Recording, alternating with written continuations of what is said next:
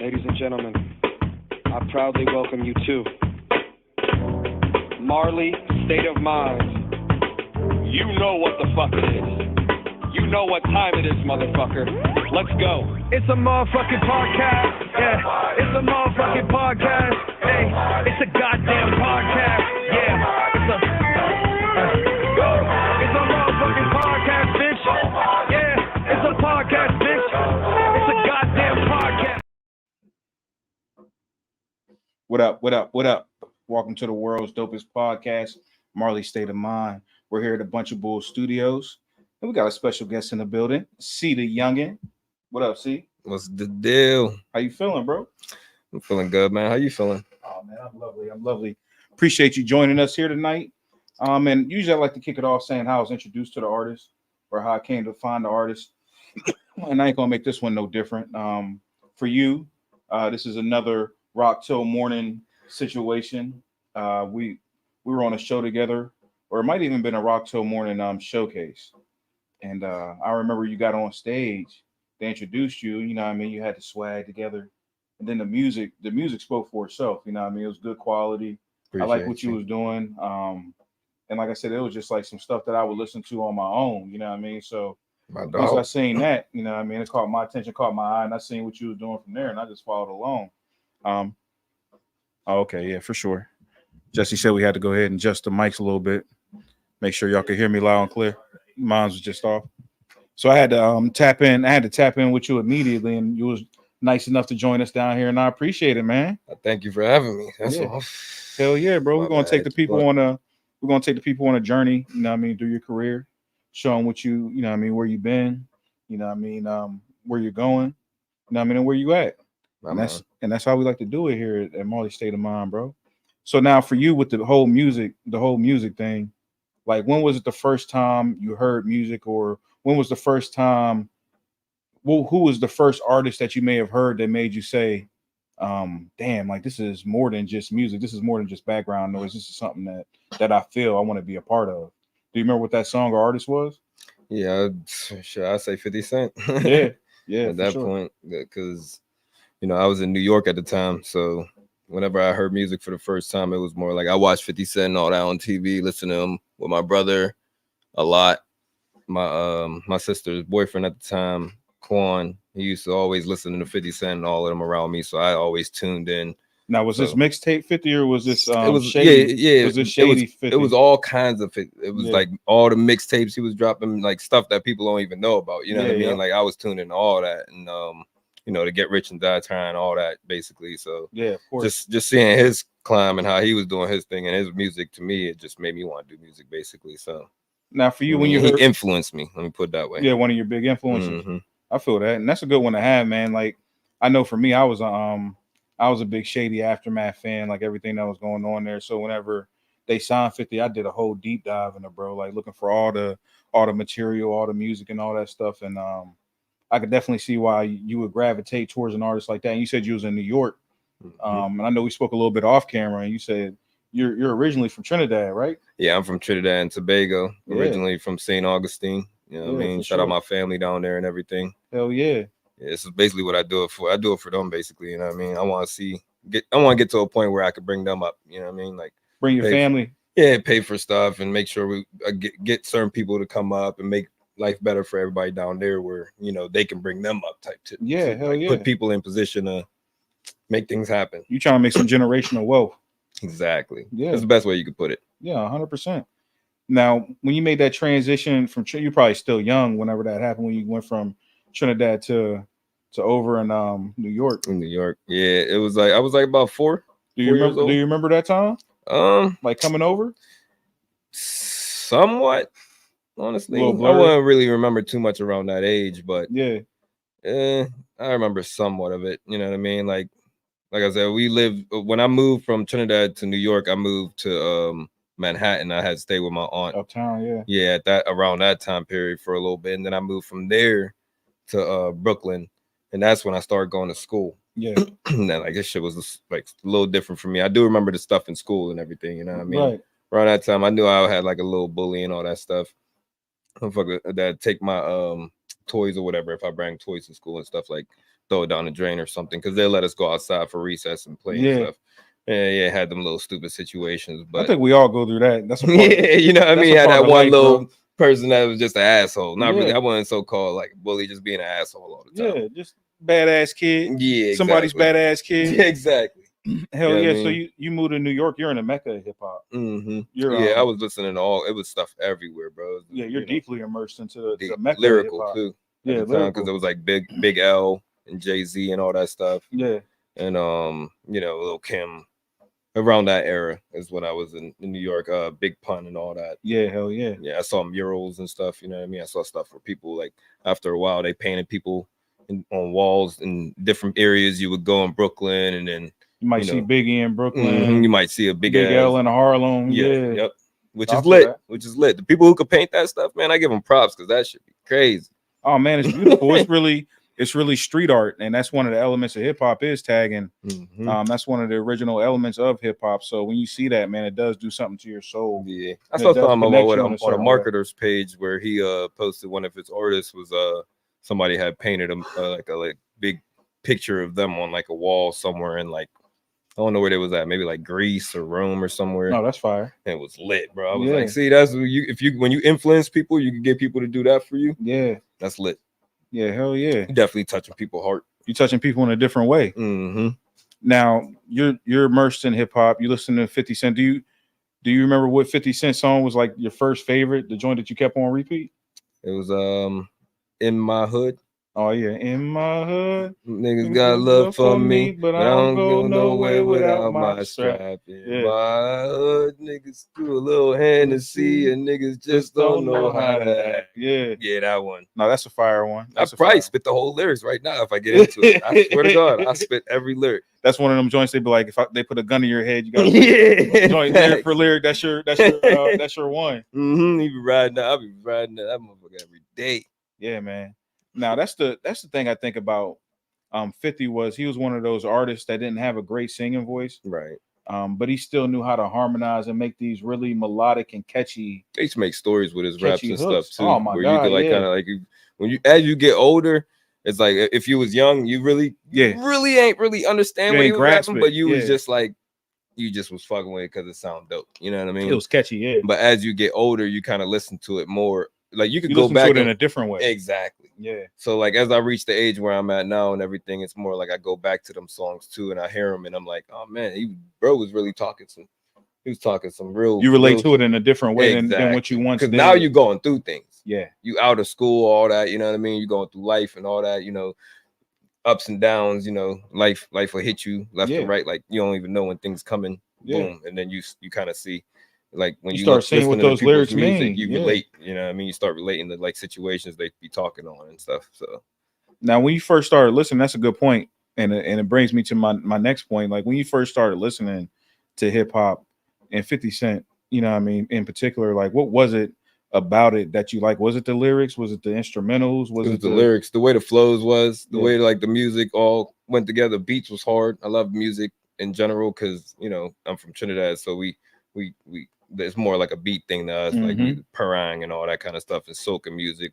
So like, you know, we like to get down and dance a lot to music and stuff. So it was already in a part of the culture where we were already influenced into music in general. So when I came to New York, it was just me hearing music that I didn't hear yet. Right. You know what I mean? That I was used to listening to when I was at home.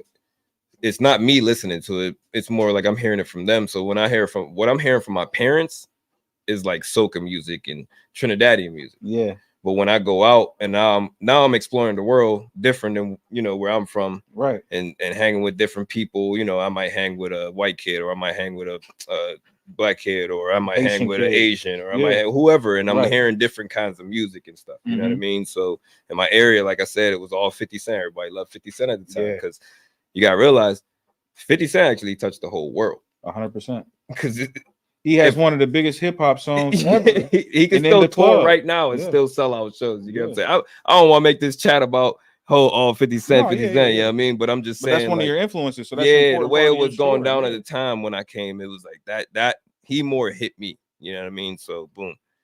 And do you still have like a lot of that influence in the music you make today?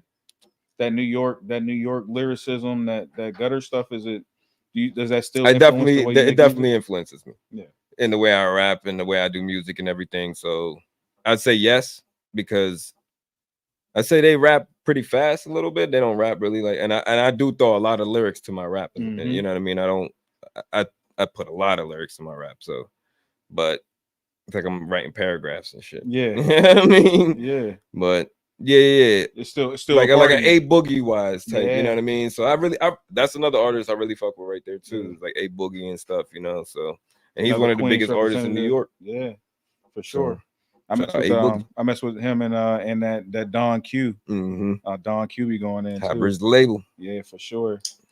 So you heard that music, you starting to feel music, you starting to think about it in a different way. Now, when was the first time you started creating music? First time I started creating music when I moved to Pennsylvania. When I moved here, Yeah. yeah. My dad had bought me a mic, and I went into bed like some cheap USB mic. You know what I mean? Went in the basement. You must have Started. been showing some interest to make him even grab you a mic. Yeah, because I used to come upstairs and like, you know, rap to him and shit, like show him some like what I could do and stuff, just to see what he think. Was he It's receptive? my dad, you know Was what I he mean? receptive to it? Yeah, he's fuck. That's why I'm saying he heard that. It was like, you know what? My dad was like an investment type of dude. My dad was always like a businessman. He always wanted to invest in things and do this and do that. You know what I mean? So I'm pretty sure when he saw that, he was like, "Oh yeah, I could invest in this. We could take money," because he loved Michael Jackson at the time and all that stuff. Yeah. So yeah, I mean, my dad was definitely down with music and stuff too. So he saw me having an interest to it. So he wanted to put me in it. He wanted to nurture that. Yeah. So he went and bought me a USB mic and stuff so I could hook up. And then my brother-in-law, Quan, he showed me this little program called Cool Edit Pro. You know what I mean? And I used that to record all my music. And I watched like little YouTube videos on how to use it and how to do that. And I built from that, and then I started recording myself, and then I started recording everybody. So it was basically when I moved to Clerton, PA. Yeah. You know what I mean? That's when I started making music and stuff. And I started recording like mixtapes. I do like 10-song mixtapes, take it to Clerton High School, you know, try to sell it to people and stuff like that. People will buy it. You know, they'll be like, "Yo, this is dope." Da, da, da, da, da. Keep going. And as I go with the music, I think my shit was trash back then. I ain't gonna lie to you, but do you still got that old stuff? Yeah, yeah. My brother-in-law he constantly be sending me stuff, and my one boy Zaire, he be sending me stuff too. He'd be like, "Yo, bro, this back in the day, this was hard." I'd be like, "Man, get the fuck out of here!" Like, I don't even want to hear that. Yeah, I don't want to hear that shit at all. Right? Yeah, you know what I mean, because it's not me no more. It make you cringe a little bit. Yeah, it's not me no more. Yeah. Because I actually like around that time, I feel like I didn't really go through much. You know what I mean? Right. Like that, I feel like, you know, I could really be rapping about, or if I did have a story to tell through my music and stuff, because that's what I do now. I tell stories through my music. Like I talk about my life and what I'm going through, and you know, I talk about my son and everything. My girl, I even put my girl in my music because I've been with my girl for like 13 years. Damn, that's a long time. He said, "Damn, that's what's up."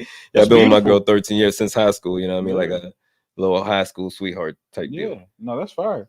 Now, is it difficult being that vulnerable and putting your family and putting like personal relationships? No, it all came like my girl got a lot of trust in me. You know what I mean? Like I don't really do nothing, bro. I don't really care about bitches and all that. I'm more focused on the music, money, you know, investment, cars, like stuff like that, like things I want personally. And females ain't really gonna do that for me. Honestly. You're more goal driven. Yeah. I'm focused. But is it on, tough? on my goals, like you're saying? Is it tough, like just being that open in your music and knowing that strangers are going to hear like what you're going through and your pain, or is it therapeutic for you to let it out? Yeah, it's more of like I'm venting. Yeah, I like to vent through my music now. You know what I mean? Back then it was more like you said, who influenced me. Yeah. So I was more trying to rap like people. Yeah. And now you're trying to find your voice. Yeah. And as I got older, it was like, yo, let me find me. Like, and you know what I mean? And then I just started doing start rapping about my like what I go through and my thoughts in my head and just letting it out more naturally. How did that come about for you? How did that change happen for you? Was it a certain song that you did that? No, it was just a lot of like things I started going through in life, you know what I mean? Like family members dying and, you know, like almost going to jail, all that kind of stuff. And then, you know, just, you know, you just had more to talk about. People bullshitting me, people snaking me, people affronting people, and then they don't want to pay me back. I had like friends that I thought was like super, super cool with. I had this one friend, I used to go to his house like consistently for like honestly, I was with him around like for like 3 years. And then my one boy like Justin and shit like that, I fell out with him. You know what I mean? It was just a lot of like bullshit I was going with. Like, you know what I mean? I don't want to speak on what it actually was, but it was like just a bunch of bullshit. You know what I mean? You had to let that out. Yeah, you know what I mean? I more like let it out through my music. I vent about it through my music, and then some people might not know that's what I'm talking on or whatever, but it is. But you know how you get. Yeah, I'm just venting. You know what I mean? Yeah. I be hating that shit, but I be direct with all kinds of shit towards them because I send texts, you know what I mean, all kinds of stuff like that. It ain't never like, it ain't like nothing you trying to hide. Yeah, exactly. Right. You know what I mean? So now you start making that music in high school, you taking it to school, you know, people are listening to it. Yeah. When's the first time you felt validated in music? When was the first time that you had someone come to you and like, or the first time that someone that you respected came to you and was like, yo, you got something? Let me think. That's a deep question. Yeah, take your time. It's your time, bro. As much time. Because honestly, like whenever I was doing the music and stuff around a young age, there was a lot of people that was gravitating towards me that was like telling me, yo, this shit hard, bro. Keep going. Da, da, da, da, you know what I mean? And then a lot of people kind of found out I had a studio too. And then I let certain people in to come like record with me and stuff like that. And I would record their music and stuff. Like my boy Trill. You know what I mean? He started with me from the beginning. We started from the basement all the way from like when I started music, like maybe like a month or two after I started music, he came and I started letting him record with me in the basement, him and Ish and stuff, you know what I mean? And then, you know what I mean? We've been making music together for a minute. I just want to put that out there at that point. So it's been years, bro. Yeah, speak on it. With that, were y'all collaborative at that time? Yeah, we was definitely collaborative. Hey, what up, Perp? We was doing a lot of group songs and stuff at the time. Me, him, and Ish. We did a whole mixtape and stuff back then.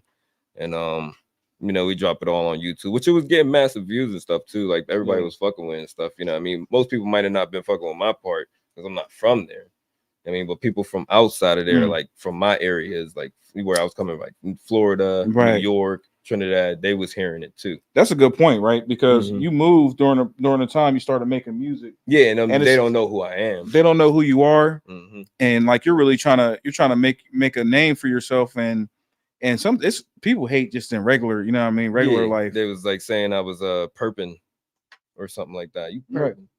I don't know. Back then they say you lying. They say perping. Yeah. Capping. And, capping now, basically. Yeah. And fucking I just was like, I was telling the truth. And at some point I just said, you know what? I ain't even gonna talk on shit no more. Right. And then it came to a point where I was like, you know what? Now I'm gonna show them what I'm talking on. Right. Because now we got all this internet shit. We can show people. We got Instagram, Facebook. Yeah.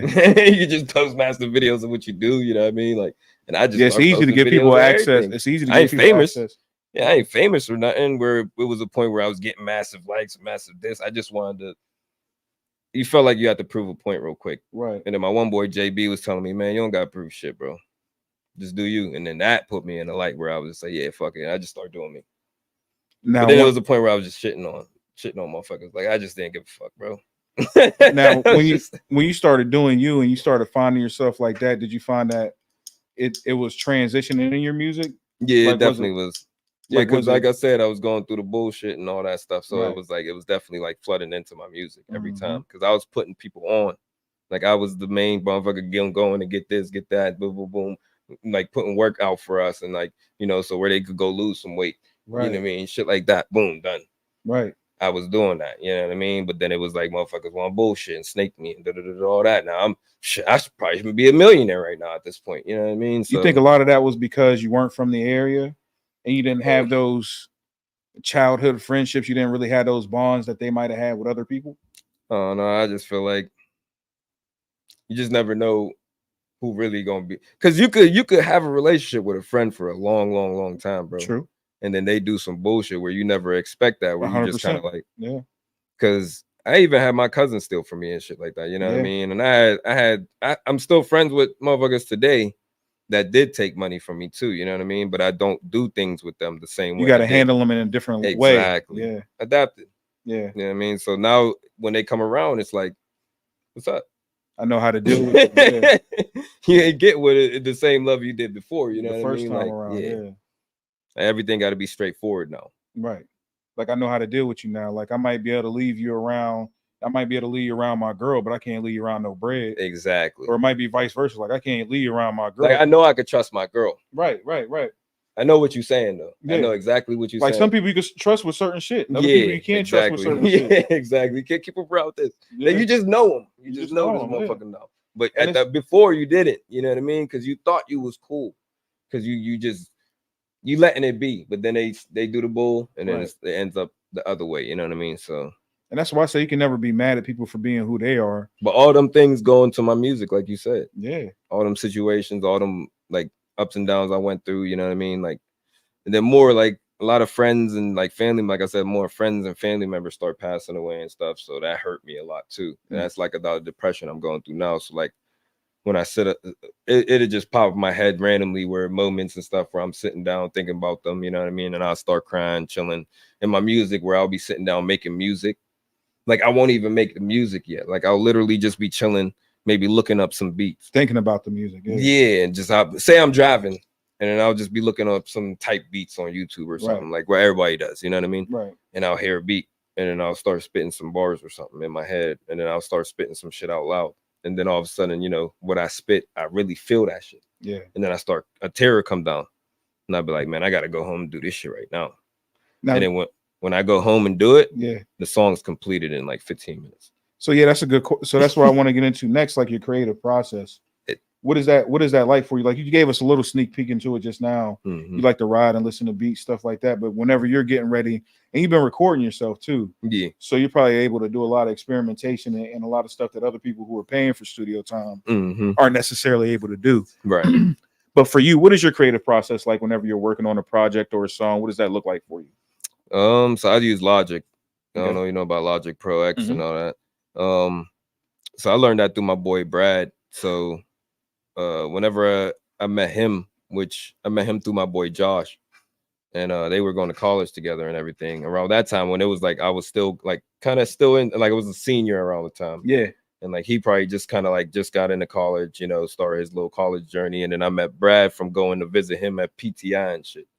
And then Brad was doing the beat thing with the Logic. So he would show me how to do this and that. And that he tried to. Do you do production as well? No, I don't do the beat thing. Okay. But Brad does. And I wish he was supposed to be here with me today. Shout out my boy Brad. But what up, Brad? He said he'll slide for another time. You know what I mean? Yeah, hell yeah, bro. You're welcome anytime. Yeah, he's doing vlogs and stuff and all that kind of stuff. So he likes to do like the computer work and stuff. You know what I mean? So he was recording me and stuff around the time too. So he kind of showed me how to use like the good programs, how I could use this tool and these effects and this and that to make my voices better. You know what I mean? And use a, you know, what's it called? I'm tripping. But yeah, he showed me a lot of shit, bro. Yeah, he showed you the ins and outs of it. Yeah, basically. And then, you know, just took off with all the stuff he showed me and then like build more off of it through watching more YouTube videos. Right. Because I like YouTube's my father and everything, like showing me when I need to, you know, Dad, can you show me how to do this? Right. You know what I mean? It's a beautiful time we live in now, like because there's nothing that you can't do if you really want to do it. Here you go. Use that light right there. There's, you know what I mean? If you wanna change brake. Yeah, you can learn how to change a tire, change out some brakes, change some rotors. There's nothing that you can't access through YouTube and a technology or Google, you know what I mean, whatever the case may be, they'll give you a step-by-step tutorial on how to get it done. I think they was telling me like it was $450 to fix the garage thing. Like come out and do this garage thing for me, like take off the little code thing that I press on my garage, because my shit stopped working. So I went on YouTube and like I just ordered one and it was like $15. Took mine's off, programmed it to my garage thing, and I was done. And everything started working again. Yeah, $450, bro. The hell with that. Yeah, saved me $435. $435, yeah. No, that's what's up, man. So you were self-taught a lot of the way, and you had a little help from the homies here and there. Yeah, but basically, thank my dad for that. Yeah, I actually thank my dad because he always like was a handyman. Would always do his own thing. You know what I mean? Like everything he did, like he did it himself. Was that important? You seeing that? Did that inspire annoying you? It was annoying, and it was actually I learned it from not wanting to learn it. But I learned it like you didn't appreciate it at the time. Exactly. As a young man, I didn't really like want to be around and watch all that and like learn all these things he kept showing me to do, but it wasn't like he was showing me. It was more like I had to be there, you know? Right, right.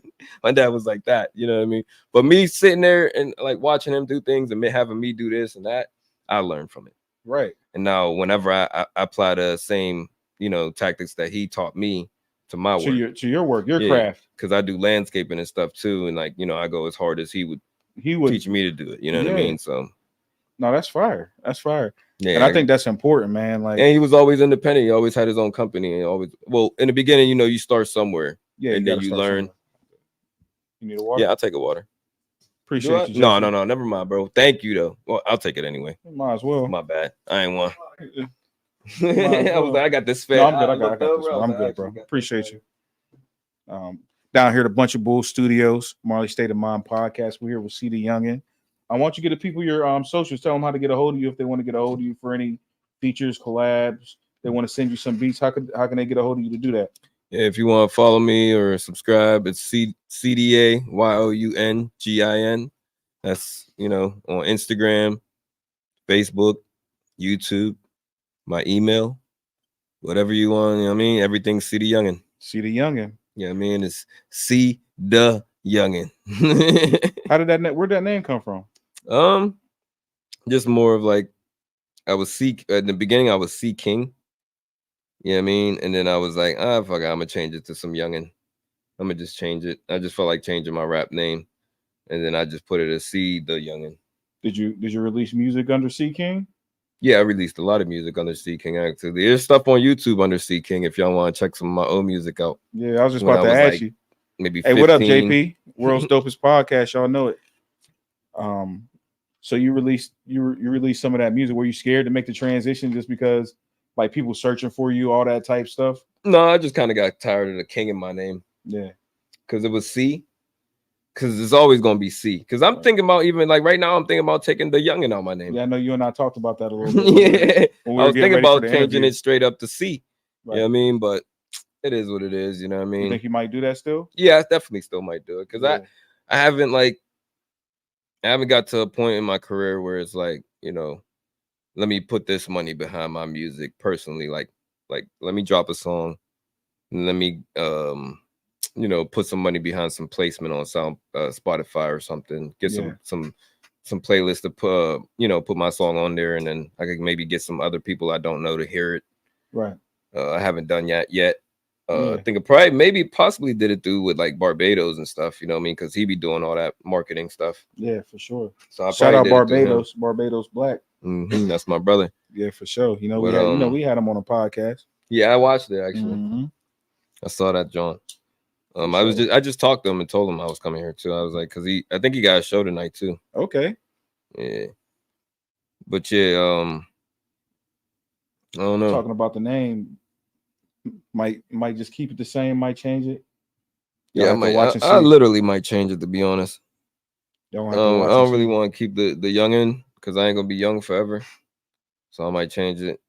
But at the same time, I haven't done any marketing with the Youngin yet. Yeah. So I feel like once I, you know, transition in and see if I want, and I start actually putting the money where I'm getting ready, basically, to drop like massive money behind my music.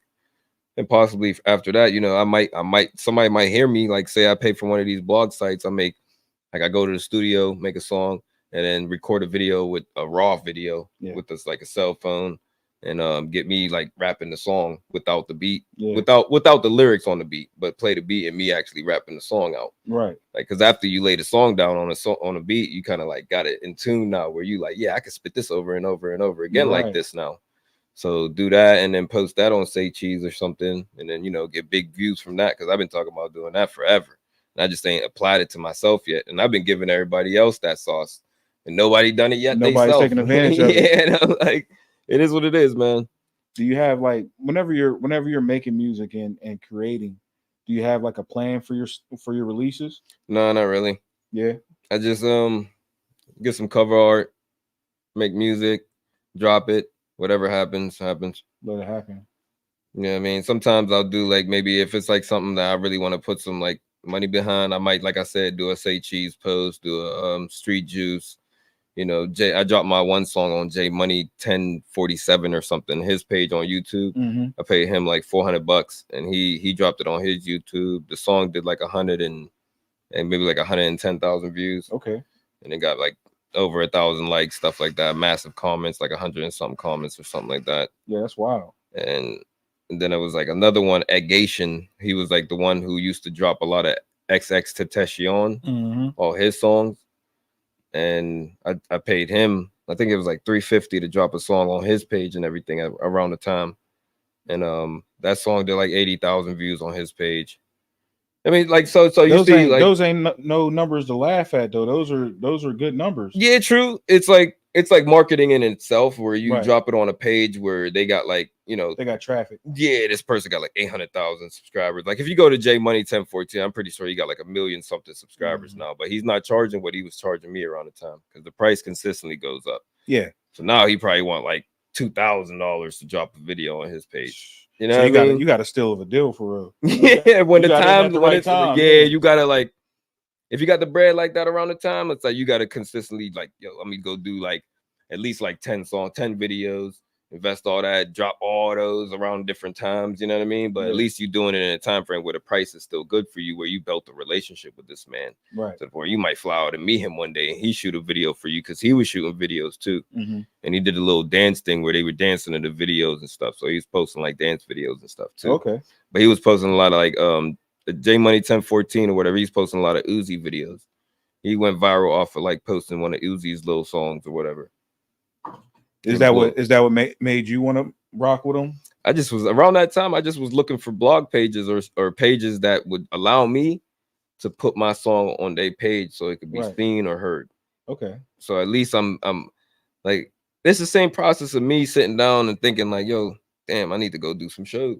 Right. And get some people to hear me or something. You know what I mean? So that's like me going all the way to Florida, you know, finding a show, doing that show, and then coming back. You know what I mean? But instead of, you know, me actually physically going there, I pay this man because he's in tune with everybody in Texas. Right. So I don't have to physically get up and go to Texas. Yeah. I could just have him drop it on his YouTube. You can use his network. Exactly. Right. And then I could get all these people. Now people hear me in Texas. Now people know me in Texas. Because I'm pretty sure them 100,000 something views was motherfuckers from Texas. You know what I mean? So people who weren't familiar with you prior to. Exactly. Or people who was subscribed to him. You know what I mean? It might not be people from Texas. Right. So who knows? Yeah, no, that's the power of the internet too, and it's a beautiful thing because you don't even, like you said, you ain't got to be in Texas to make an impact in Texas. Yeah, all his follower fan base might be in Spain. Right. you never know. Oh, there go Brad right there. Slide out, Brad. What up, Brad? Come get in this podcast.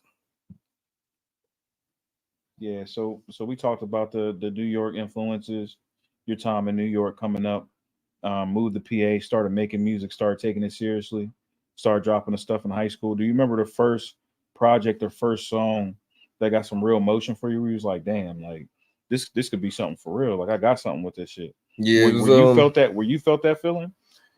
Yeah, when the one song that really was like dope to me around the time, I think it was like the Light Up. Like I don't know if you heard that Drake. Yeah. Wait until the sun goes down. We gonna make this bitch light up. Yeah. You know what I mean? I was like, I remixed that. I'm pretty sure it's still on YouTube. It's like under C King. Okay. It's C King Light Up or something like that. And yeah, I remixed that song and I performed that in the auditorium for my school and everything. And it was a sold out show actually, which was crazy to me. Yeah. And then when I came out, bro, all I heard was screams everywhere. I was like, God. Was that one of your first shows? Yeah, it was literally the first show. It was the first show that I ever had. And it was probably in front of like, I can't count how many seats is in that auditorium, but right. It was sold out. Yeah, it was massive people. Even people where they wasn't even in seats. So how was you feeling? Was you nervous for that first show? Or was you prepared? Or a little bit of both? I was definitely nervous. I was extremely nervous. Boy, I was super fried. Yeah. I was smoking hella bud around that time. I started smoking when I was 12. So bro, I smoked hella bud before I went to that show. I ain't gonna lie to you. I was like super fried. Did it help her make it worse? I don't really I can't I don't know if it helped, but I know I know when I was young, I was yawning a lot. And when I yawn a lot, it's like some nervous type shit. Yeah. You know what I mean? Like, but I don't really get nervous like that anymore because I'm grown now. So it's like I just go through. And you I've got been more through so experience, much. right? You got more I've stage been through experience. so much, bro. I even tried out for I went to America's Got Talent That's fine. in New York. Talk about that a little bit, man. Passed through to the second round and all kinds of stuff. What was that process? Thing. What was that process like? The American Got Talent process. It's kind of weird. It's not like how you see it on TV. It's never how you see it on TV. Yeah. You know what I mean? So it was like you go to New York, you stand in the line, bro. The line was like wrapped around the whole building. You know what I mean? That shows a certain level of dedication when you go to do that in itself, right? Bro. How long was you on the line for? Took so many fucking like 3-4 hours.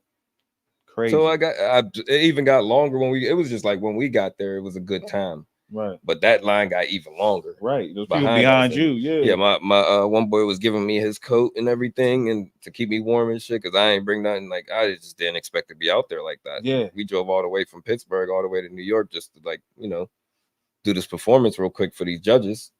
See what happens. Well, what were the judges like? I know it wasn't the TV judges. No, it was like some regular regular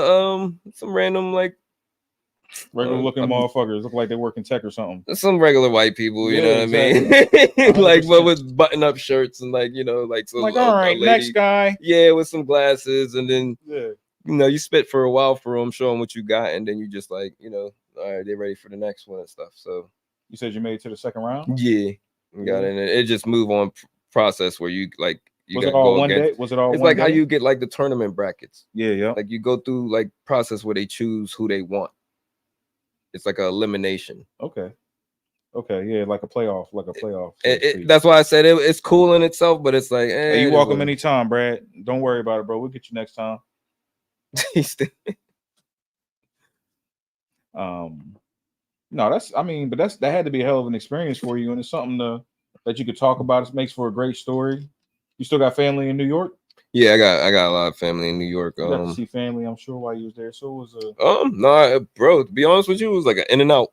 It was literally drive straight to New York. Yeah, strictly business, bro. Damn. It's always been like that, bro. I even did there was something where it happened in school where it was like Characters Unite. I think it was like USA Network or whatever like that on TV. They had came to the school. They were like interviewing people, and one of my teachers was like, who wants to do an interview or something for this, whatever. And we was like, get you out of class. Like, yeah. Fucking, I mean, I raised my hand, like, I'll do it. And then when I went in there, it was like I did an interview with this I think it was a lady or something, or it was a dude. Can't exactly remember who it was at around that exact time, but they told whoever about my life. Mm-hmm. Like they were just asking me questions and stuff, and I was just honestly just answering them. Right. I was like, hey, ain't nothing to lie about, you know what I mean? Yeah. And it got to a point where then they flew me to Cali. Damn. Because throughout the conversation, I was like, I do music and stuff. You know what I mean? So they flew me to Cali, and then I did a song in Cali. And then did you have any idea that all that would come from that? Heck no, bro. Yeah. I did not at all. Yeah. I just wanted to get out of class, bro. Right. I'm so serious, bro. Like I just wanted to get out of class. And this went so far to the point where when I came back, it was like they took me to the gym, and then when they opened the door, like they was like, go open the door. Somebody wants you to open the door for them.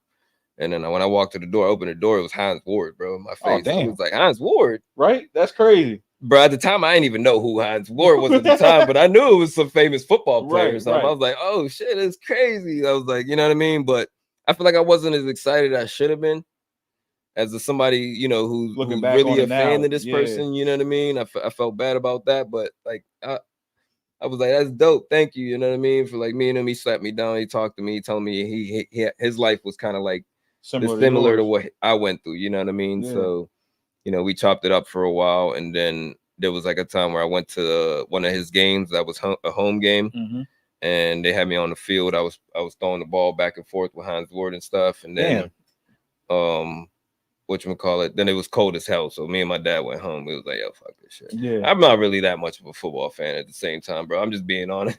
Yeah, no, ain't nothing wrong with that. But yeah, we it went to the point where the song it would like they would play it as an anthem and all that stuff in my school at the football games. When shout out Tyler Boy, he made it into the TV, the yeah, for Bengals sure. and stuff Yeah, like yep, that. So yep. yeah, he won every single year of football, and Mhm. I think all them years from them playing my song while he was winning. You know what I mean? So Yeah, shout out. Clariton had some ballers come up It out was of like there, man. I can't remember how many. It was like 68 or 66 games or Oh, something like in that. a row, straight in a wins. row or something. It was like 64, 66, 68. One of those. Something crazy. It was paint on the wall when Yep. you drive up the hill and everything too on Miller. But whatchamacallit, So they flew you out to Cali. What was that like? Was that the first time you ever been out there? yeah, that was literally the first time I flew out by myself. Dude picked me up from the airport, took me to some studio, met some other dude, did the song, like wrote the lyrics right then and there, did the song, went back to dude's crib, got some food at some Mexican John, chilled. He told me about the area, showed me some sightseeing and stuff, and then flew right back Were you home. able to keep any of those contacts to this day? It did for a while. Yeah. But when it came into like signing contracts where it was like, I would get $2,500, but then, it's like I'm signing over the song rights to them. Yeah. Where they get 100% of everything kind of after I sign this paper. Right. But the money I get is what I get out of everything. I got you. So basically they're buying the song from you. They're buying the rights to the song. But at the time I feel like we should have signed it because it would have got some exposure. I would have built something off of it. That's actually where it ended. Whenever we didn't sign, that's when the whole ride ended. Yeah. I mean, and I never blamed them for anything. I just said it's kind of like where my pops. So let me explain how this happened, bro. This was more of like after, like I said, like I played Hines Ward football and stuff with Hines Ward and everything. Whenever it got to the point where they wanted to fly me out to New York for the Today Show. Okay. So it was crazy to me. They said I could bring my dad with me. So me and my dad flew out to Times Square. And we stayed at some hotel in Times Square. It's always coming back to New York, ain't it? Bro, it's crazy, right? But New York is where a lot of stuff happens. You know what I mean, business wise. 100%. But they wanted us to go on the Today Show with Hines Ward, and I stayed at some hotel and everything. They picked us some limousine, all that extra stuff. When I was in there, we met Hines Ward's attorney or lawyer. I don't know who this dude that was actually, but I think it was some like type of legal counsel for him. What that deals with all his contracts, all the paperwork, probably his management and stuff like that. So he gave us his contact. He gave me and my dad his contact number. So when we had got back home from like the Today Show, being on TV and all that kind of stuff, like I said, I was on TV, which was pretty dope to me around the time. Yeah. I kind of felt like I was on TV, and I was like this the whole time. Sometimes, like I was just looking at the floor, like, am I really here right now? Like out of body. Yeah, it just didn't feel like real for a second. Yeah. Like, what's going on right now? Like, you just never know where your life's going to right now. You just felt like you was getting there, but it ain't really. It hit. It never sunk in. It definitely never sunk in actually, but it definitely hit a rocky road where it just stopped. You know what I mean? Where it hit a blank wall. It was like, poof, everything just stopped. Where they had sent a contract and everything when we got back home, and my dad had contacted Hines Ward's counsel, and then he said not to sign the paperwork because it's not a good contract, is what he was telling me. And I was like, my dad is the one who was like making all the decisions, you know what I mean? But what I'm saying is we kind of didn't really have anything at the time. So for me to sign that contract at the age that I was at, it wasn't like I was signing a contract. It was just for the song. And then, I go around the world touring and stuff for them, doing shows, doing a song. Yeah, on more USA Network stuff. I might end up on TV on another show or something, you know what I mean? Or my songs might end up in I know 100% what you're saying. So you're saying the exposure, open some more doors. The exposure that you would have got from the song could have led to more opportunities outside of the song. Exactly. And they were thinking more like, well, this song could be the big song, and then they're going to profit. They're going to profit all of this. So you shouldn't do it. So both sides definitely had their point, but I'm kind of in the mindset of you like that opportunity could have blossomed into something nothing else. Right. I was zero, bro. This was an opportunity that could have put me, which we don't really get that often at all. Look where I am right now. I'm still looking for opportunity. You're still looking for that type of opportunity, And my music has been, I've gotten opportunities through my journey, bro. My music's on movies and stuff. Like I've been paid $1,000. You got some placements like that? Yeah, I got through my aunt. Thank you. Like shout out to my auntie Margaret. You know what I mean? She live in Florida and stuff. She does baby nurse. She's actually She's actually baby nursing for John Legend right now. Wow, that's fire. Yeah, which is crazy. You know what I mean? Like, yeah. she's actually trying to connect me in with them and stuff, like where with some studio where I could you know, actually show them what I can do. It's not that It seems like your family's really supportive of your journey. Yeah, because you know, my family is just, that's how we are. I'm not from, we're from Trinidad. We're from, like, you know, we have like You're all you Spanish got. and stuff, you know. Yeah. Literally, like the whole mountain Yeah. is like my whole family. So if it gets to a point where I can really bring my family to a better life, like, I'm gonna do that shit. Like, Yeah. no hesitation. You know what I mean? I just ain't got it for that yet. Right. I got enough for me and my family and make sure your immediate family. exactly. My bills is crazy. Like, Yeah. you know what I mean? My lifestyle is, I could support my lifestyle. Right. I can't support my lifestyle and Plus somebody else's lifestyle. Yeah. Yeah. That's what I be trying to tell people. Like, they see I work so hard for things I want. You know what I mean? Yeah. So when I am able to get what I want, I know I could buy it like maybe 10 times, then I buy it. That's a good motto. You know what I mean? It's not, it's so like, I got chains. Yeah. But I'm not gonna buy these chains unless I could buy them 10 times. Yeah. So when I'm 30 right now. Right. So when you reach an age like that, it's more of like, you know, I've been putting thinking for the future. Exactly. Shit's different. You know what I mean? Yeah. Like, this is gonna be my child's. Yeah. Exactly. I might get some other pieces because I done made now I got 40 times that. You know what I mean? Like, shit like that. That's how I think. You know what I mean? Now I could sell my house, buy a better house. Like, I could get a mansion. Yeah. By the time I'm 40, bro, I'm gonna have a mansion. By the time I'm 50, I'm probably gonna own 2 mansions. Now I heard you mention your dad was big into investments and that type of thing. Does that play a part into your mentality? Hell yeah. And you thinking literally like that? Yeah, business. I have 5 incomes, bro. I work all the time. I did the whole Turo thing, the Turo, you know about Turo? Yeah, with the rental cars and everything. I had the Challenger, made massive money off the Challenger. That thing was literally rented every single day. I was making $250 a day off of it. That's brilliant. I had people renting for prom. I mean, stuff like that. People that did burnouts. It got totaled actually, but out of it getting totaled, I got $14K out of that.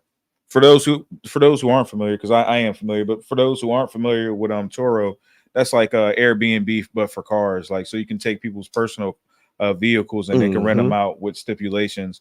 We did a tour and we actually rented a car from Turo as a part of the tour. You get literally any car you want. Like, you could literally rent like a Lambo. Right. If you go to Florida or Miami, you could literally get a Lambo on there for like maybe like the cheapest one might be like $4 something a day, like $480 a day. But if you could rent it for like 2 days, man, you riding in a Lambo, you get the experience, you know, be lit, go to like a BRT weekend. It's like some Jamaican event where it's like crazy. They do it on the beach and stuff like that. At least you pulling up in a Lambo, you can stunt, you know what I mean? Get your own little section. If you're that type of person, I like to do those things. Right, yeah. You know what I mean? Or you could just get like a regular S-Class Benz on there for like $150 a day. Right. Which if you go to like an Enterprise or a Hertz or anything, you're paying them prices for regular cars. Yeah, exactly. If you go get like an Armada, like we went to Cali. And my boys like never rented a car before we got there, which was not my fault. But I was consistently telling them to make sure you get your car. Yeah. And when we got to Cali, they didn't. So I had to go get a car for them. And we had rented a Nissan Armada, which was like, but its car ended up being $1,400. Damn. Yeah, for the 5 days that we were there. And that's then crazy.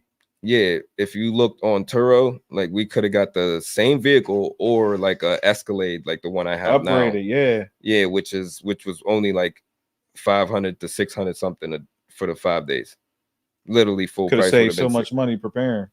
Half, right? Literally save half of what I spent. You know what I mean? That's what I was trying to tell boys. Situations like that, you know what I mean? But Turo definitely helps a lot. Where it's like it's way cheaper than rental, because you're renting a car like. If you put your car on Turo, I could literally go on Turo and rent your car from you, and you don't have to worry about the paperwork stuff because all that stuff's already situated. Where background checks have been, cleared and this, and so you don't got to worry about that. Yeah, you know what I mean. Everything's insured. And if your car is damaged, you have insurance through Turo. Right. So you don't even got to. It doesn't even affect your. It doesn't even affect your personal insurance. You know what I mean? This is more of like a business insurance. Yeah. Where it has nothing to do with you at all. So your credit doesn't get affected. Your car credit, if you say you want to go buy a car, you're like, you don't even have this accident on your report. On your record, yeah. It's like, it's through Turo. Damn, and they just pay your shit off. you said you got 5 incomes. You know what I mean? Mm-hmm. You're making money while you're sleeping. Yeah, basically. You know what I mean? At that point. Yep. And they said that's one of the goals. You want to make money while you're sleeping, and that way, you know what I mean, your money's constantly making you more money. Mm-hmm. But yeah, man, no, and you say a lot of that came from the influence of your pops, just seeing how you was hustling and how he was investing. He seen something in you, and he decided to invest in you. Yeah, that's what I'm saying. He saw it. Like I said, I used to always go upstairs to him and like, you know, rap songs and stuff. So he listened, and he one day he just went out, bought a USB mic, and then I went out in the basement, started making music, went to school with it, and from then on, it just my whole life just been music. Yeah. Sometimes I feel like, man, if I always be like, dang, if I ain't did music, bro, I probably would already be a millionaire. You think that gets in the way sometimes? The money wise, it is very expensive for an artist, bro. It is very expensive. Talk about some of those expensive. We definitely want to get into some of the music. I'm gonna get ready like for some of the music. But you gotta think when tell you're some an of the artist, people that are coming up, some of the young boys coming up that want to get into music and want to do this. You want me to tell them like what they should do, or like both. You want me to talk about what like to expect? Tell them what they like should do, what they should do, and what to expect while they're doing it. Like things I've consistently been through. Like YouTube ain't the same way. The algorithm always changes. Like it ain't. Back in the day when I used to drop a video, bro, guarantee with no promo, not even sharing and all that stuff like we got on Instagram and Facebook and stuff now, you know what I mean? Without any of that stuff back in the day, bro, my videos used to do like 3,000, 4,000, 5,000 views easily. Yeah. And now when the algorithm changed, they might do like 24, 30, 40, 40, 50 views with no promo, you know what I mean? Stuff like that. It's more of like if you drop your song and you ain't put no ads, no marketing behind it, no blog placement, no, you know, anything, any type of marketing where you could think of or you sharing it to thousands of people, like messaging people directly, like, yo, check my song out. You not putting no work in, none of that. Yeah, it's gonna do nothing. Right. Every time, you know what I mean? Like you just as soon as you drop, you just gotta expect that. Algorithms aren't putting it in front of people. If you don't got an ad set up right before you drop that song, you gotta expect that song not to even do views, anything. Basically. Yeah. It's basically you're gonna keep doing that over and over and over again. I'm pretty sure if someone who got 30,000 subscribers on YouTube, they drop a song, no promo, I'm pretty sure it's still gonna only do a couple hundred views.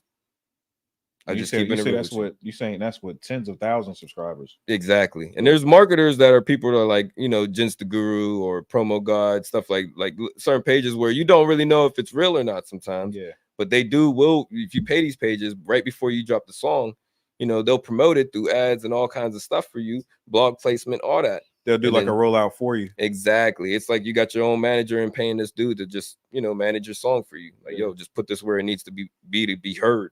Yeah. And then all of a sudden, you know, you go back to your song. Now your song's like 30,000 views. You look good when you look back at your song now. Yeah. You know what I mean? Now you can present it to people. When you go to a label, you can present that. Or so you think artists should definitely have those dollars put away? Yeah, where they got exactly. Always, I would say before you do the music, get some money. Yeah. Don't do the music if you don't got no money. If you don't got no big homie that ain't trying to put no money behind you, don't do the music. Like if you don't got somebody that got money that's trying to support your career or something, they see something in you, like your mommy, daddy, or your famous your neighborhood trap star, your drug dealer of drug lord or whoever trying to put some money behind you. You know what I mean? This motherfucker, you know, own a 5-star company or something. Boom, he trying to put some money behind you. You don't got nobody like that, bro.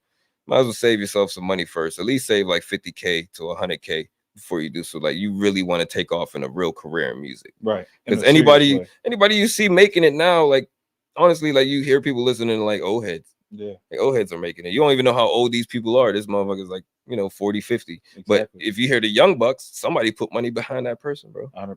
Yeah. You look back on it, like QC put money behind Lil Baby, and you know what I mean? All these different people, they might have had their own money to do their own thing at the time, but they saw something in them and they already was millionaires. Started a partnership with them. You get what I'm saying? So they put some millions behind them. 100%. And then they became who they are. So if you ain't got no money to put behind your career, bro, go make some money first. Go find some money first. Give yourself like a 6-month pure grind. Like every single day you going out to make over like, you know, 200 a day or something. And there's so many ways to tap into money. So many ways. If you got a car and you go do some DoorDash or Uber or some whatever. There's a lot of apps and stuff. You got a pickup truck. There's Truck It. There's an app called Truck It. You could use your pickup truck and go haul people's stuff. You know what I mean? Like, or you could just go buy a pickup truck and then start that app. All right, go rent a pickup truck. Yo, we're gonna rent a pickup truck hit and go Toro. work. Go hit Toro up. Go get exactly. a truck. They hit your grind. Find a truck on Turo for like $50 a day. Boom. Now you're grinding. There. No, that's good advice for real. That's good advice. Make sure you got them dollars right for the marketing. Or go lease a car, a pickup truck, or go finance one or something. You Go finance a cheap U-Haul. one. You can do the U-Haul joint.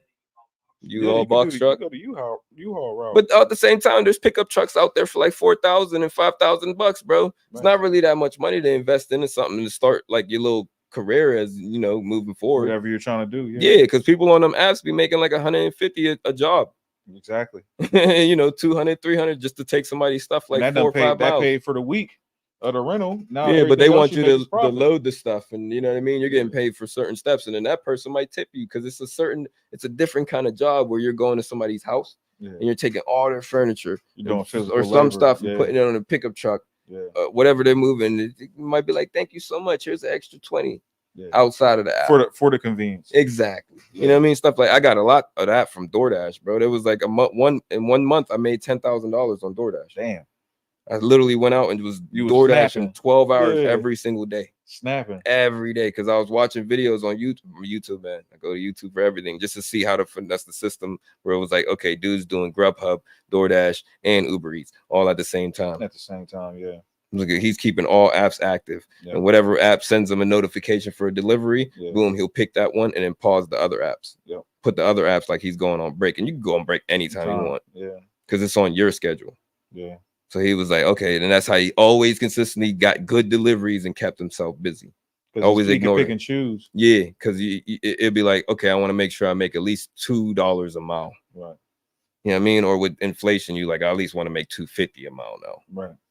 I mean, and sometimes when you're done with the delivery, boom, now you get a little $8 tip. There was a delivery I did before, bro. They gave me $60 tip. I was like, God. Yeah, that's all right. I went home right after. I was like, it was a good day. It's a good day. Hey, I appreciate you, Brad. That's what's up, bro. World's dopest. You know what I mean? Indeed. Now let's get into some of the music, bro. I gotta ask you now. We got some of the new stuff up. Is there anything I should play in particular? I got the Apple. I know you got the Paper Chasing single with Rel Z. You know, Rel Z was down here too. Oh yeah, that's my boy. Yeah, shout out Rel Z, man. Shout I think out he Rel got a Z. show tonight too. I don't know. Everybody got shows tonight. Yeah, man. Shout out the to RTM got a working. Show right now going on too. If you ain't got nothing to do, make sure you slide the RTM and join the festivities, man. Yeah, man. Support them folks. It's more built around the artist where you focus on the artist and everything. Like same with the Forge Winery. You know what I mean? Go over there. They more focused on the artists and stuff too. So shout out to all these places that are focused on the artists and what the artists got going local on. hip hop, man. Yeah, same thing with what's my people's name? Stoner Gang. They definitely focused on the artists too and what they got going on and stuff too. So make sure you check out all these people if you want, get in tune with the shows and make a name for yourself out here or something. Yeah, if you're an artist on your grind, make sure you hitting up those venues and getting in tune. Mm-hmm. Yeah, because you can meet a lot of people in the network. Because we met a lot of people from like Butler, a lot of people from North Shore area. Yeah, that's how you and I connected. Yeah, Wilkinsburg. Yeah, you get what I'm saying. That's what I'm saying. Through a show, we all connected through shows and stuff. So I'm pretty sure Brad. Same thing with my boy Brad. He was supposed to be here. He met this girl named Bree. From a show that we did with Stoner Gang. And now he just went over and did a behind the scene video for her, a little video shoot going on for her and stuff. So some serious networking got himself going some on work from it. You know what I mean? For sure. That's how it be. Come out to the events and you could build something for them. You don't know what's gonna come out of it. Exactly. But you get closed mouths don't get fed, man. At all. Yeah, you gotta interact. You gotta talk to people. You can't just be dry. You can't be too cool for school. Exactly. Some people be too cool for themselves. Yeah, that's the problem. Like I feel like a lot of people may look at me like, oh, this motherfucker think very too cool or something. But I really be just outgoing, bro. I just, like I said, I smoke a lot of weed. I chill. I just like to work. I work for what I want. And then I end up looking the way I look. You know what I mean? Like 100%. Just normal shit. You know what I mean? I'm just a normal dude, down to earth. I watch anime. You know what I mean? One of my favorite animes is you sound like you, Jesse. You sound like you're describing you. Right now I'm watching Jujutsu Kaisen. I've just kind of finished it. I'm waiting to see if they're gonna drop another episode. It was like some slime. You familiar with that one? Yeah, of course. Yeah, I'm caught up with everything. I'm caught up with One Piece, all that. I'm already like episode 1000, like 90 something, I think now. Yeah, there's probably not an anime you can't name that I'm either caught up and waiting on the new episodes or the new season, You watch the Muscle, And I've watched it 5 times. Muscle and Magic. No, see, you Oh, ain't you done on named one. everything. You done named Woo! I've watched massive. I just watched massive. When you finish an anime, you gotta find something else. You can't just end there. You kind of like chilling, smoking. It's late, but you kind of like, I feel like I could continue. I could put something else could interest me. You know what I mean? Yeah. And it was like Shield Hero. I know you know what Shield Hero is. Goblin Slayer. You know what I mean? Stuff like that. One time I was reincarnated as a slime. And if I know these animes, the main ones everybody knows, like Attack on Titan. You're saying some ones that like People don't know. Overlord, yeah, I probably watched that like 6 times. I overwatched that. Sometimes you're just chilling and it's like a dope because it's an overpowered anime with this dude where he's like a skeleton and shit. You know what I mean? So Yeah. it's all. Yep, exactly. Everything, bro. The one new one that was They're dope going in. too, Him and that Jesse everybody going in that right ended now. up in the movie theaters. Which one? Demon Slayer. Oh yeah. Demon Slayer. I finished all that too with the new season. That's actually a dope one too. It's getting real good on that. I love that. I can't wait till they drop like season 4. Oh yeah, Lupin. Dope. That's more of like back in times where what was it? Spirit Gun. And Yu Yu Hakusho. Scribe. Yep. Cowboy Bebop, all that kind of stuff. Yeah, I've been in the anime ever since Tsunami. Yeah. Sitting as a little kid watching TV, just waiting for every Saturday. Yeah, I'm lightweight. I know Dragon Ball. Yeah, we're saying her naming over I'm naming animes right now. I'm lightweight, y'all.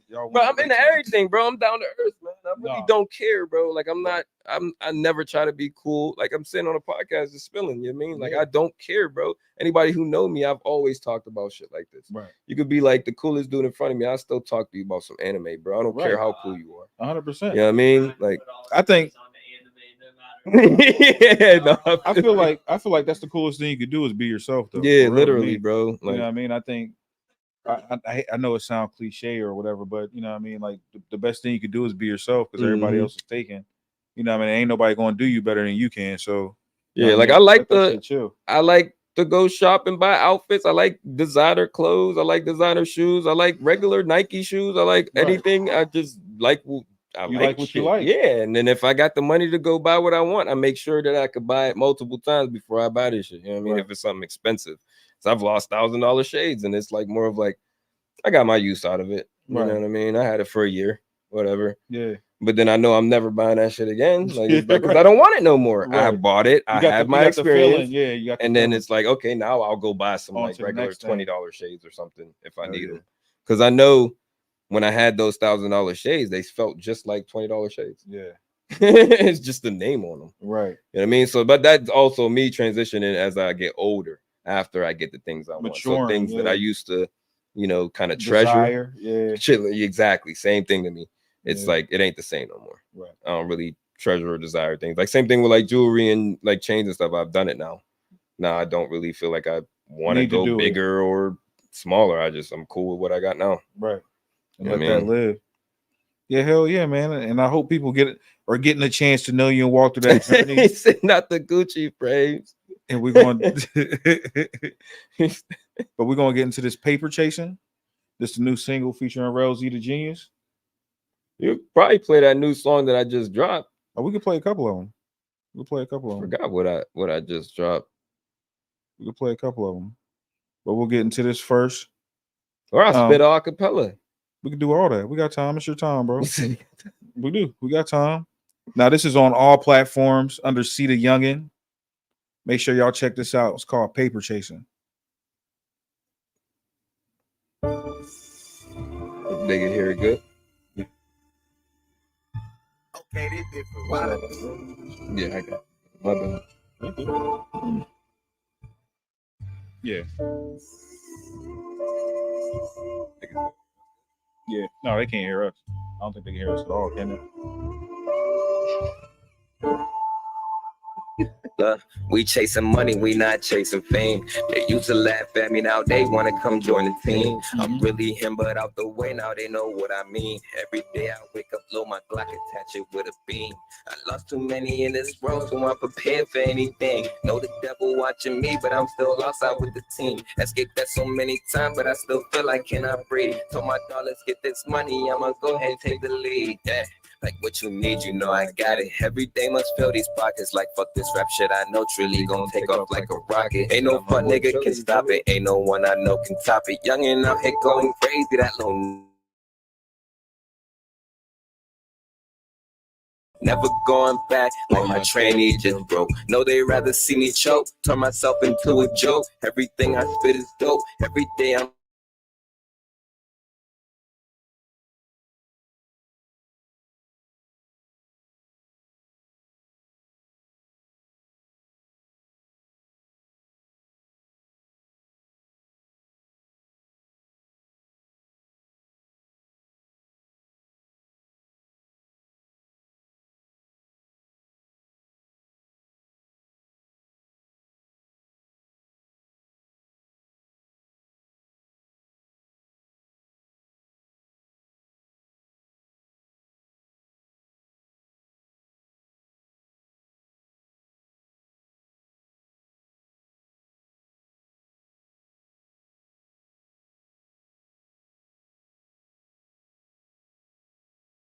lost too many in this world, so I'm prepared for anything. Know the devil watching me, but I'm still outside with the team. Escaped that so many times, but I still feel like cannot breathe. Told my dollars, get this money, I'ma go ahead and take the lead.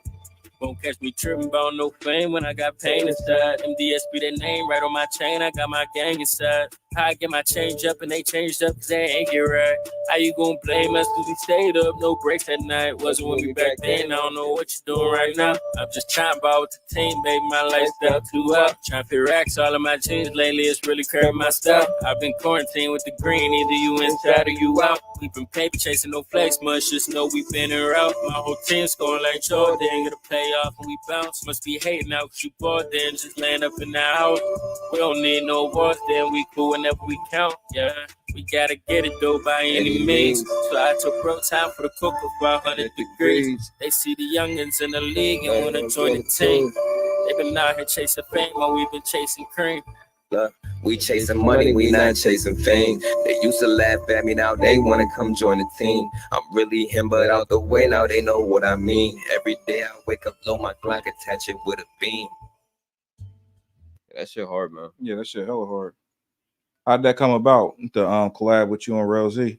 Because Rel Z is a dope ass artist. Rel Like Z's I a said, monster. the same way we met is exactly the same way me and Rel Z met. Yeah. And I'm pretty sure that's how you met Rel Z too, probably. Who knows? I don't know. Or Yeah. y'all No, grew that up is how I met together. Rel Z. Yeah, You know no, what I that's mean? how I met, bro.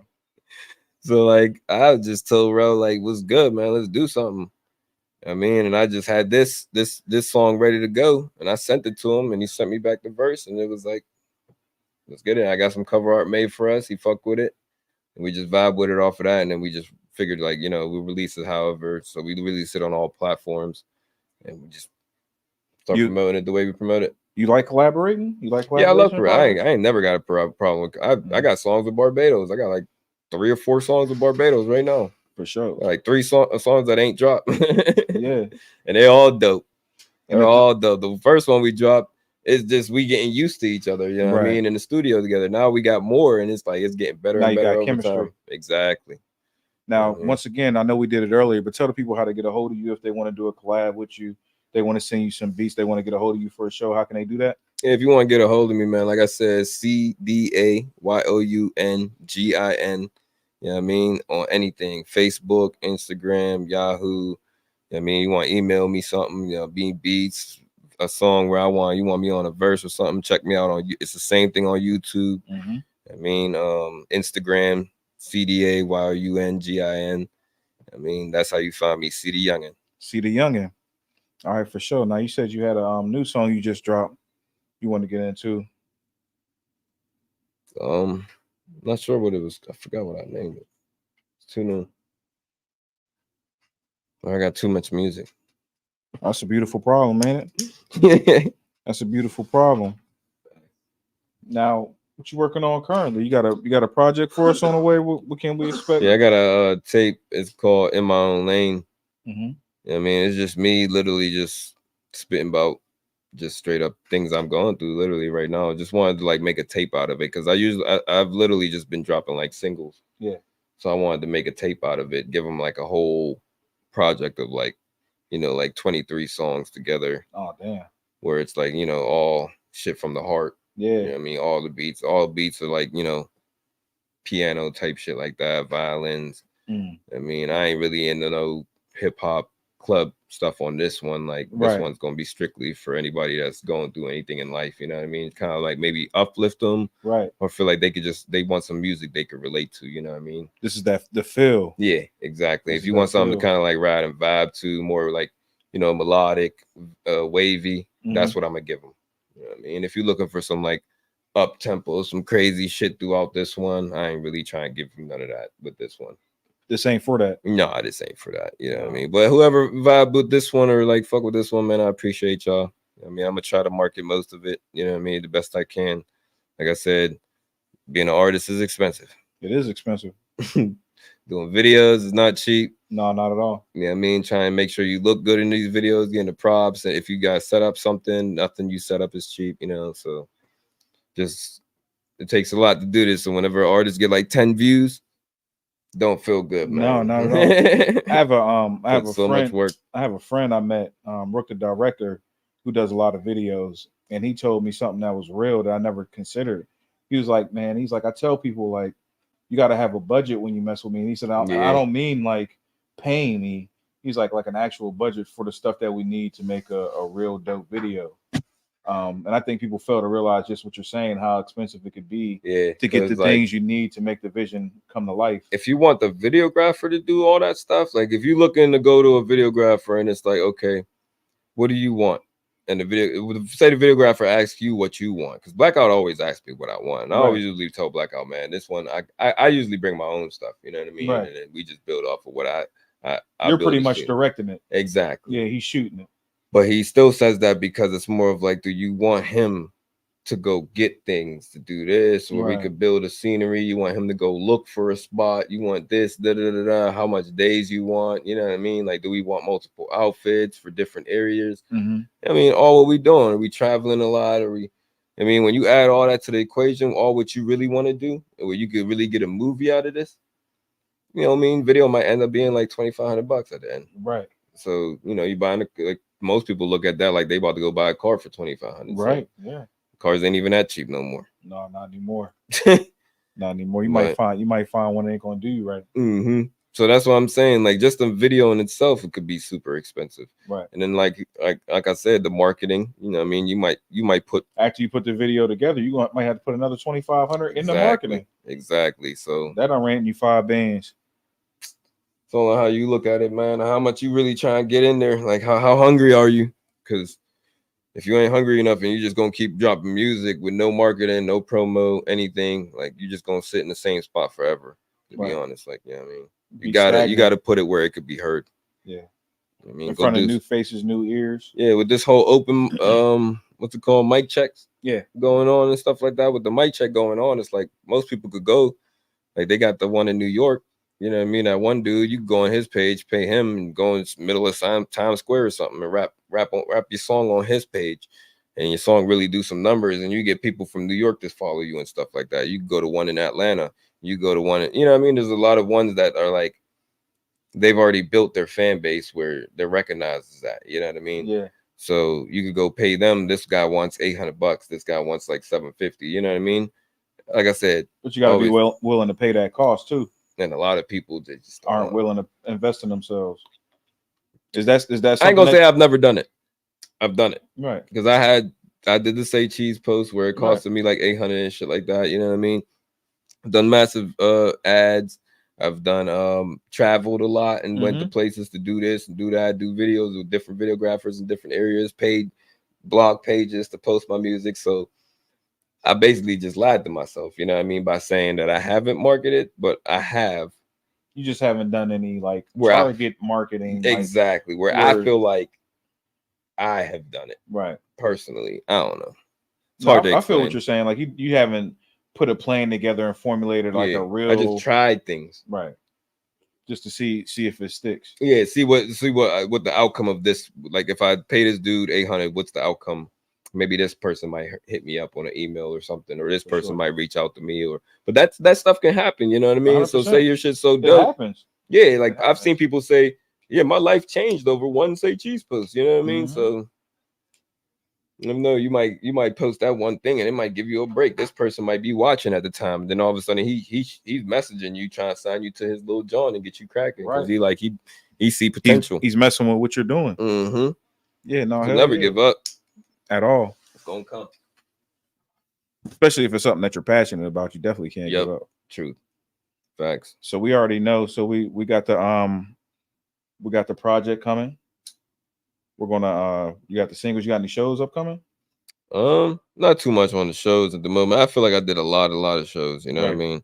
I've did shows where it was sold out too recently and stuff, like massive people in front of us and everything. But it's the show thing. I'm gonna slow down on shows for a little bit. Focus on this tape. Try to get this tape done because I'm trying to make sure it really sound good. I ain't trying to just throw a bunch of like songs together. Yeah, you know, just random stuff. You know what I mean? I'm trying to make sure everything's like clean and straightforward. Because like I said, I want to market it, be able to market it. Like whenever you like do a lot of cussing and all that kind of stuff, it's real hard to market. Sure. Yeah. You know, because I mean nowadays it's not really, but no, you're right. But you could reach. You want to appeal to a broader audience. Yeah, exactly. You ain't trying to put yourself in a box. Exactly. I ain't trying to always just get a clean version. Right. You know what I mean? Like some of my songs, you listen to it, you might think I cussed it, and you go back to it, and you be like, "Dang, he didn't cuss one time." Yeah. Because you necessarily don't have to. You don't have to cuss in your songs, bro. I agree, bro. It's funny because like whenever I first started doing music, like I used to do it for like my raise and my pops, and like you said, like I couldn't. Yeah, so I wasn't allowed to. It just became a thing where I got used to it. To like you said, it may sound like it might be aggressive like that, but it ain't no cursing in it. So it's like one of those things that you adapt to. And you said you started rapping to your pops, so you probably wasn't trying to talk crazy in front of pops. So you was I definitely wasn't trying to talk crazy. Hell no. You know, it's an out of body experience. Like, no. But yeah, like you don't want to be like your grandma hear it, you know what I mean, stuff like that. So there was times and your family support you heavy, so you probably think about that type of thing too. Like, damn, I ain't trying to come across. I gotta have music that my girl could play in front of my son, where I'm not consistently cussing and stuff like that. Yeah, I gotta have music where my mom could show her friend, or another family member could show some of my music to somebody that's like, not in the, I mean, it's always those people. So you gotta look out for those things sometimes. You can't just be rapping about booty, ass, drugs, tits, this, that, all the time. You know what I mean? So it's like, oh man, I shot this, I shoot that. We got this kind of gun. Boom, boom. Like, is that important to you? Versatility? Yeah, you gotta be able to rap about something, man. Something like you gotta remember this is entertainment. Right. So if you're really looking to go far, you can't just be rapping about same thing over and over again. You know what I mean? So you got to put some entertainment in your music, or the audience that you're trying to reach, you really got to be touching their soul. Yeah. I mean, like I feel like when it's the trap music and stuff like that, like the Detroit scene really be hitting, where it's like, they be talking and they music, like the shit talking and stuff like that, be funny and it's entertaining. Right. That's all I get out of it, like laughs and giggles and stuff sometimes. Not putting them down or nothing like that, but it just be like, I mean, when I'm riding, be like, oh yeah, that boy funny as hell. That shit hard though. That line hard, but it's funny. Right. Yeah, it's entertainment, bro. Yeah, no, I think that's important. I was having a conversation with an artist, and they were telling me like, oh, I only write like stuff that I actually like that's real to me. I'm like, well, you can't just limit yourself to that. Yeah, you don't gotta limit yourself. I said, you're a creative, right? And it's like, no, that's fake. That's what y'all do. I'm like, no, it's not about being fake or real. I was like, you might be writing for somebody else's perspective, something that somebody else could feel they might need at the time that you might not necessarily be going through. True. You know what I mean? Or you're a good storyteller. You could like say, because like people who direct movies and do the whole exactly how I think of it. They didn't go. Yeah, the man who made Men in Black ain't never been to outer space. All them horror movies and random crazy shit people came up with. They ain't necessarily serial killers. They just come up with, but they got a serial mindset. Yeah. No, and I think shit come to life. And I think that's the thing that people like misinterpret in hip hop. Like, it's nothing wrong with I mean, as long as you're not trying to put up a front and say that's you. Yeah. When asked about it, if you can say no, I made Music's that the from art. You're painting a picture every time. 100%. You know what I mean? You're just taking people on a journey every time they listen to your music. You know what I mean? You're taking them on a road where they're getting to experience your life for what it is, or Mhm. you know what I mean? Somebody might be in a mood where they feel like shooting somebody or killing somebody, and your music might help them just calmly drift Get away out of from that, that, but yeah. it lets them like Still get air that it out real aggression quick. out. Yeah. Yeah. Now, that's strong, bro. So you Yeah, never you- know who you touching, you man. You just never know. That's why a lot of people love music. The music, the biggest thing in the world. Yeah. Can't For have sure. anything without sound. No, you can't have anything. It's funny because you Well, you mentioned can. it. You can. Because I have deaf friends. Right, yeah. I didn't want to put But that down. they still enjoy music though. Yeah. They still enjoy the vibe. They still enjoy the vibrations. My boy and does. He be turning. I got him in music videos and everything. Yeah. They still enjoy Yeah. the vibrations and the feelings and all the things that you get from music as well. Mm-hmm. And like you said, music is such a universal thing. It's such a worldwide thing. And that's the one thing I wanted to ask you. I didn't want to let that slip by. Like, given your Caribbean roots, like, do you have any of that influence in the music that you make today? Do you make things that feel like that? Yeah, I got I got a lot of, because I was at some point I was in a group called Starboys. Okay. So I was signed with a engineer that we used to engineer a lot of people that I know right now. His name was LG. Mm-hmm. We used to call him LG. Is Ludwig Grant. Mm-hmm. I mean, he's staying in England now. He live in Okay. I don't know exactly what area in England he in, but supposed to go out there and visit him sometime soon. Maybe work, do some music and stuff. But I ended up in a group with him, signed to a record label. There's MS Entertainment that was just starting around the time, and went to New York, went to Florida, went to Jamaica, did a show in Jamaica with Hood Celebrity. Yeah. A lot of people was there, like people from Popcon's camp and everything was there and stuff. So it was like big famous artists was in the crowd and stuff, watching, listening. We had like dancers on stage going crazy and stuff too, and you know, I mean, big crazy experiences. It sound like did a bunch been of quite a Jamaican vehicle music for you. Yeah. did a bunch of Jamaican music. You know, in my native tone. Yeah. And I have a lot of music. I just haven't. I actually Blackout just did a video for me not too long ago. Well, maybe like a year ago or something, bro. I ain't gonna lie. Yeah. I just never dropped the video. Because I feel like I could have done better through the video. So I feel like I need to redo the video and actually add people that play actual roles in the video, so I can make a movie out of this song. It's not quite the vision. It's not quite the vision you had in mind yet. Yeah, exactly. So I mean, I could send it to you. Yeah, for sure. And then you could probably play it, and they could listen and see what they think about it. Yeah, hell yeah. No, that's dope. That you definitely express the versatility and the things that your upbringing, the things like, you know, the New York, you know what I mean, the islands, you know what I mean, even the Florida, like you can hear all that in the sound that you give up today. You know what I mean? All those influences in your life, you know what I mean, it still comes together and comes out in your music. Yeah, I want to know how to download it and send it to you. What's your email, brother? Or I could airdrop it to you, right? You can airdrop it to me, yeah.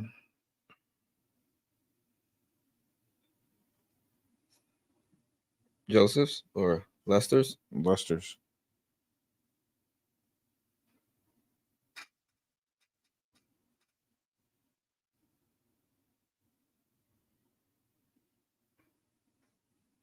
Yeah, we'll get into this. Whenever you turn this song on, like it's off Bet. Yeah, you're cool. You could do it.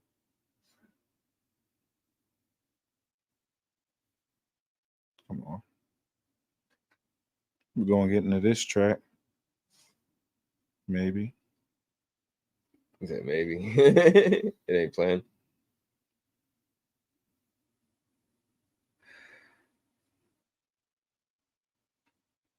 All right, there we go. Go ahead and tell us a little bit about this track right here. Yeah, this one is more like, I mean, it's more like just like the same as like what we doing on a normal, like the music I make on a normal, Right. but in the native tone, basically, like just same kind of like flow wise, but just Jamaican wise. You know what I mean? Like Okay. if it's hard to explain because if you would listen to like Chronic Law, or Yeah. you would listen to like, you know what I mean? Damn, there's so many artists. Yeah, we're gonna let the music speak for itself. Yeah, This it's this hard isn't to- on. This isn't streaming. It's anywhere. not like They can't find this one reggae, anywhere. like how you would expect the reggae music, like Yeah. It's not like traditional dance hall. Yeah, it's none of that. It's more Yeah. like this is like because if you actually go to these places, they don't just listen to that. They No. listen. I could show you artists where you wouldn't even expect the music like that. There's Yeah. like Massacre, you know what I mean? There's Javelani, like I said, Popcorn. Oh yeah, Like for you, sure. you know who Popcorn is? Oh, 100%. Yeah. Like he makes all kind of different Vibes music. Cartel. Yeah, like if you listen Yeah. to his what's he got the one song that's like the Vibes Cartel basically, Yeah. but Vibes is more like he got like the You got real, the stuff that people are used to rhythm, hearing. yeah. No, I'm definitely in tune now. Yeah, you just play it and see. Yeah, how it we'll go. let the people hear it.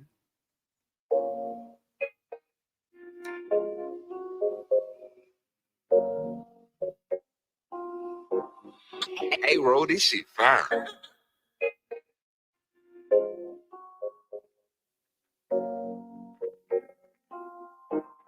Yeah, me know them see the guns them there. One false move and send boy to Mecca. Them I try to lie, but still me not see no paper. Got the new beam out to pull up on the men's and flex on the hater. We don't play games, this life is not easy. Like to spend money, but we make it back easy. Slide on, we boy gon' make it on TV. Boy head bust that trip like Fiji. But one's round, me no roll with fake. Worry about yourself, don't worry about what me makes. Me hustle every day, don't when me foot ache. Let the family real bad, so me buy them real estate. Screaming from my dogs to them woods backwards. Mama say don't trust friends, they're a bunch of actors. Only come around whenever them need favors. Keep your business to yourself and let them be haters. So me watch how me move, let me load the cape. Pull up on a man, let it spray in a broad day. We don't play, we can go to war with you any day, any place. If me get caught, ready for the case. My life, my choice. In my style, my voice, let me count my blessings. Let me know enough people around me good, but still remember times when we all was stressing. Come and work to my feet, them hurt.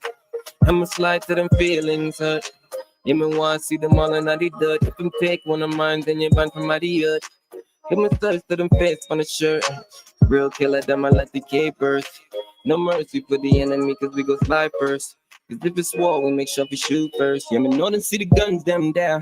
One false move and send boy to Mecca. Them I try to lie, but still me not see no paper. Cop the new beam out to pull up on the men's and flex on the hater. We don't play games, this life is not easy. Like to spend money, but we make it back easy. Slide on, we boy gon' make it on TV. Boy head bust that trip like Fiji. But once round me, me no roll with fake. Worry about yourself, don't worry about what me makes. Me hustle every day, even when me foot ache. Let the family real bad, so me buy them real estate. Screaming from the dogs to them woods backwards. Mama say don't trust friends, they're a bunch of actors. Only come around whenever them need favors. Keep your business to yourself and let them be haters.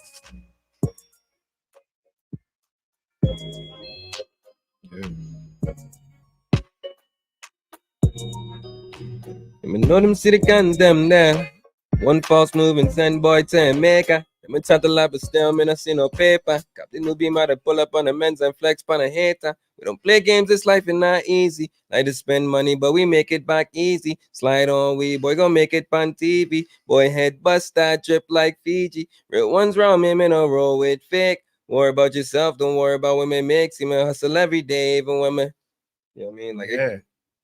just like a where it just keep going, like you know what I mean, like Yeah. vibing where you put a little native tongue to it and everything, but it's kind of like it's still English, like this with how they speak is still English. You know what I mean, I try to 100%. explain that to people, like I don't know. It's just a different accent of. Mm-hmm. It's no different than going to a different region of America and having to hear somebody from Texas with their accent, or going to New Orleans and hearing somebody with their accent, or going to England and being with the UK people and listening to their music and stuff too. Because my boy Meech does a podcast too. I'm usually going his podcast too, and he does like reviews and stuff. Okay. Of different people in England's music and stuff. So I do that with him and stuff, and I hear all their music all the time, and it's still English where I understand perfectly fine. You know what I mean? So it's it's just everything's when it's English wise. We're not talking about like Spanish or Yeah, of course that's gonna be different, but like you Mhm. said, it's just a different way to get in tune with it. Yep.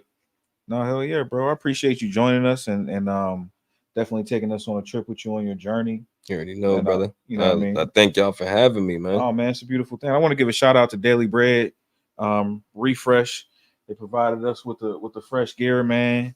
You know what I Yeah, mean? Make dope. sure y'all check them boys out. Yeah, they're fire right there on Penn Avenue. Make sure y'all check them boys out. Every time. Yeah, Brad was tuned in. He said that song was fire too.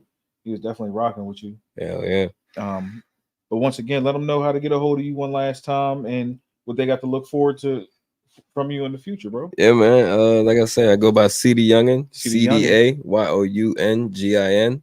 That's on YouTube, Facebook, Instagram. You know what I mean? Whatever you want to send me an email. Yes, sir. I mean at Yahoo. Yeah, man. I got a tape coming out soon. I'm just working. I'm trying to make sure it's a lot of songs on it. So I'm just consistently working. I got a lot of business that I'm dealing with too. So it's gonna take time regardless, but I'm just gonna make sure I drop this one right. Yeah. And put some real marketing behind, like whenever I really ready to blow it out the water and everything. Yeah. So I know it's gonna hit. But yeah, man, just stay tuned. I got a lot of music coming. I'm gonna blow y'all out the water with the music I got coming. So definitely stay tuned, man. And make sure y'all check in, man. Yes, sir. Thank y'all for having me, man. I For sure. appreciate y'all. And this is Marley's State of Mind down here at a Bunch of Bull Studios. We're here every Saturday with a special guest for y'all. This week we had CD Youngin. And until next time, we out of here. Peace.